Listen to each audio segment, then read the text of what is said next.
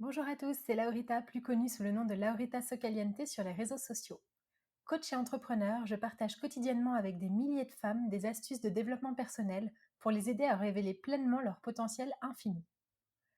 Aujourd'hui, je vais vous parler de conditionnement classique, de comment arrêter de boire ou de manger par impulsivité à travers l'expérience du chien de Pavlov. Vous n'êtes peut-être pas sans savoir que je suis diplômée en marketing et que donc j'ai appris de nombreuses techniques aussi bien en communication qu'en publicité qu'en marketing. Et je pense que cela s'applique parfaitement à la vie de tous les jours, c'est pourquoi j'ai eu l'idée de faire cet épisode. Commençons par le commencement. Pavlov était un médecin physiologiste russe qui a fait une expérience et ses résultats sont désormais beaucoup utilisés en neurosciences et en neuromarketing. Pavlov étudiait la salivation des chiens en présence de nourriture. Son objectif était de vérifier l'hypothèse suivante. Lorsque deux stimulus sont présentés de manière contingente, ils finissent par s'associer.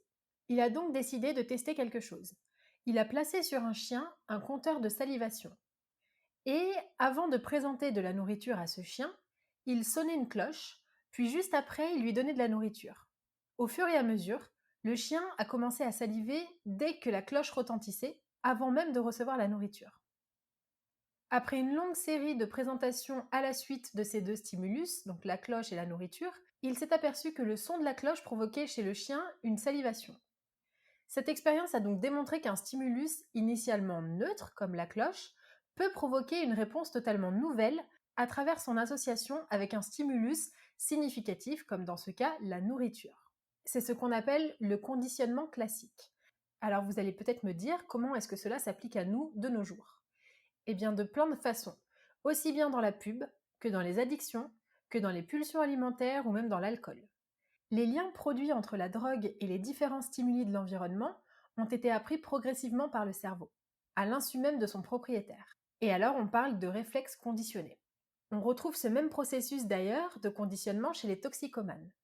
Et donc chez tous les animaux, humains y compris, les conditionnements consistent à associer un stimulus dit neutre avec un stimulus porteur de sens. Donc ce processus de conditionnement nous arrive à tous dans différents domaines de notre vie. Cela permet la mise en mémoire de nombreuses associations plus ou moins complexes pour notre cerveau. Par exemple, quand vous entendez le métro, eh bien vous allez courir. Ou bien quand vous voyez une araignée, vous allez peut-être crier. Et la prise de drogue, qui s'accompagne généralement d'une sensation de bien-être, en est le parfait exemple. L'individu se sent mieux dès lors qu'il sait qu'il va avoir son produit. Et quand je dis drogue, je parle également de sucre ou d'alcool. Toutes les choses dont nous pouvons être addicts puissent généralement leurs origines dans le conditionnement du cerveau. D'ailleurs, ce conditionnement explique également l'effet placebo. Des figures d'autorité médicale, donc par exemple les médecins, nous affirment que tel médicament va fonctionner sur nous et nous guérir, et donc notre cerveau prend ça pour argent comptant parce qu'il considère que ce sont des personnes fiables. Alors comment ça se fait qu'en nous donnant un cachet qui n'a absolument aucun effet physique et chimique, notre cerveau associe le produit à la guérison et s'auto-soigne? Parce que depuis toujours, notre cerveau associe la prise de pilule à la conséquence aller mieux, et ce depuis que nous sommes tout petits. Une fois que l'association est faite dans le cerveau, répéter le geste prendre la pilule, même s'il s'agit d'un placebo, va déclencher une véritable réaction physiologique de mieux-être. Donc le cerveau produit de façon totalement automatisée la réponse aller mieux à la prise d'une pilule. Beaucoup de chercheurs ont poursuivi ces recherches et se sont aperçus que les êtres humains, avec la publicité par exemple, pouvaient être totalement conditionnés. Le chien de Pavlov s'est transformé ainsi en une analyse sociologique de la société pour percevoir le conditionnement sur les êtres humains. C'est pourquoi les publicistes aujourd'hui associent à un produit des stimuli qui poussent des réactions affectives positives afin d'associer l'objet vendu et la réaction. Je vous donne un exemple. On associe souvent des stars à des produits, donc par exemple les déodorants pour un footballeur, qui vous fait croire au cerveau qu'en utilisant ce produit, vous allez devenir aussi fort que Mbappé par exemple. D'ailleurs, on voit aussi beaucoup de choses comme ça sur Instagram. Les marques payent des influenceurs pour qu'elles fassent une promotion et pour qu'on se dise, si j'utilise ce produit, je vais ressembler à telle influenceuse, qui est archi faux. L'application de cette expérience est exactement la même chose quand on essaie d'arrêter de manger mal ou de boire trop. Lorsque l'on a une pulsion alimentaire, il s'agit d'une émotion qui entraîne une envie de manger. Et comme le chien, conditionné dès qu'il entend la cloche, nous sommes conditionnés à avoir envie de manger dès qu'on entend ou qu'on perçoit cette émotion. Ce mécanisme, c'est le résultat d'un renforcement assez négatif, c'est-à-dire l'ingestion d'un aliment riche parvient à nous soulager momentanément d'un état de tension émotionnelle. Le comportement est donc renforcé, et c'est ainsi qu'en fait on développe une dépendance par rapport à un aliment. Et le problème, c'est que plus nous sollicitons ce mécanisme, plus la dépendance s'accentue. Et attention, encore plus pervers, ce mécanisme est aggravé par le fait que la réponse alimentaire induit elle-même des émotions négatives. Donc par exemple, dans le cas de manger mal, eh bien, c'est la perte de contrôle ou la prise de poids. Donc du fait de ce processus impulsif, ces émotions négatives accentuent les envies de manger. Et c'est ainsi qu'on se retrouve piégé dans un cercle vicieux qui augmente son intolérance émotionnelle. On ne parvient plus à supporter ces situations d'inconfort émotionnel, donc du coup, on mange, on se sent mal, qu'est-ce qu'on fait? On mange, on se sent mal. Rassurez-vous, heureusement, des solutions existent et je vais les partager avec vous, évidemment. Le premier réflexe dans ces cas-là qu'on tente, c'est de soit réduire les déclencheurs émotionnels, donc par exemple ne pas aller dans les bars pour ne pas boire, ou ne pas acheter de Nutella pour ne pas en manger, ou bien de lutter contre les envies de manger. Donc par exemple, vous avez du Nutella chez vous, mais vous faites tout pour ne pas le consommer. Sauf que ça, c'est une mauvaise idée. En fait, ça ne fonctionne pas parce que ça va créer par ailleurs de la frustration. La vraie solution, c'est d'augmenter sa tolérance à nos inconforts émotionnels. Donc c'est très difficile dans cette société où nous avons absolument tout de suite, mais ça n'est pas infaisable. Il s'agit en réalité tout simplement de supporter ces émotions, de les observer, de ne pas les juger, mais surtout de ne pas y céder. La pleine conscience nous entraîne à observer et à accueillir nos émotions. Pratiquée dans une situation d'inconfort émotionnel, elle permet d'accueillir ces émotions et de se rendre compte qu'au final, lorsque l'on se concentre sur ces sensations, nous ne sommes pas tant dans la détresse que ça. Faites le test la prochaine fois que vous avez par exemple une pulsion alimentaire, essayez de vous concentrer sur vos ressentis, sur vos sensations et vous allez voir qu'au final, vous ne vous sentez pas si mal que ça. Évidemment, si vous êtes complètement accro à l'héroïne ou que vous souffrez gravement de TCA, je vous recommande chaudement de consulter un thérapeute adapté à votre trouble, mais ceci peut être utilisé comme un complément par exemple.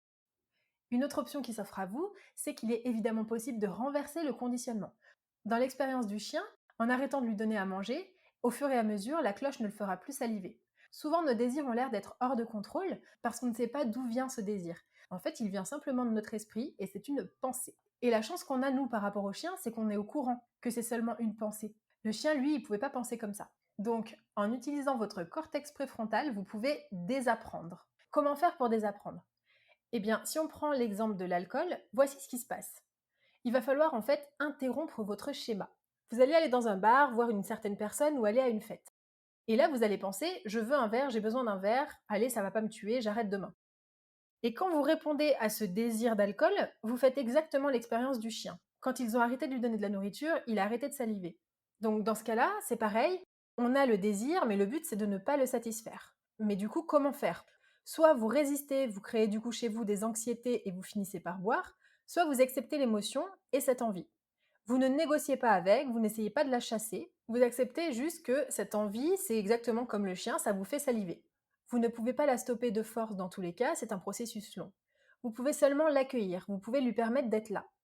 Et la seule façon pour réduire petit à petit cette envie et du coup ce stimulus, c'est de ne plus donner à votre cerveau la dopamine. C'est de ne pas lui donner ce qu'il veut en fait. Si vous décidez d'accepter cette envie et de ne pas y répondre, au fur et à mesure, ça va devenir beaucoup moins un mécanisme pour votre cerveau. Alors peut-être que vous allez penser mais je ne peux pas. En fait, la réalité c'est pas que vous ne pouvez pas, c'est que vous ne savez pas comment faire parce que vous n'avez jamais pratiqué. C'est pour ça que en fait, c'est une compétence. Et vous allez voir que quand vous accueillez simplement votre émotion, vous allez réaliser que c'est absolument sans danger. Ça devient un problème quand vous cédez ou bien quand vous résistez. Vous allez donc devoir vous regarder penser mais sans réagir. Et il y a plein de personnes sur cette terre qui ne savent pas faire. Est-ce que vous pensez être capable de ressentir quelque chose sans réagir?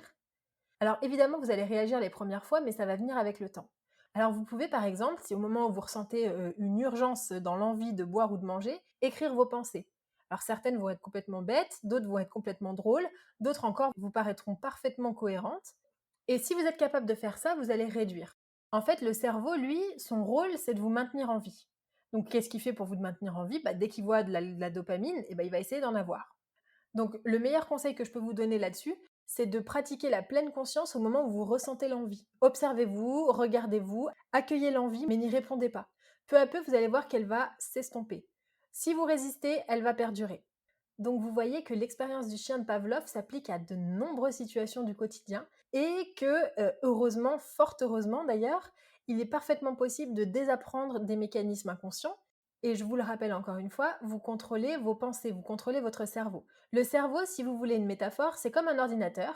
il est extrêmement puissant, il peut faire plein de choses, mais si personne n'est aux commandes, il fait n'importe quoi. Donc, reprenez le contrôle de votre cerveau, contrôlez vos pensées, regardez-les, observez-les, apprenez à vous connaître et je suis sûre que vous arriverez davantage à réguler vos pulsions alimentaires ou d'alcool ou de drogue ou de pub ou d'achat intempestif.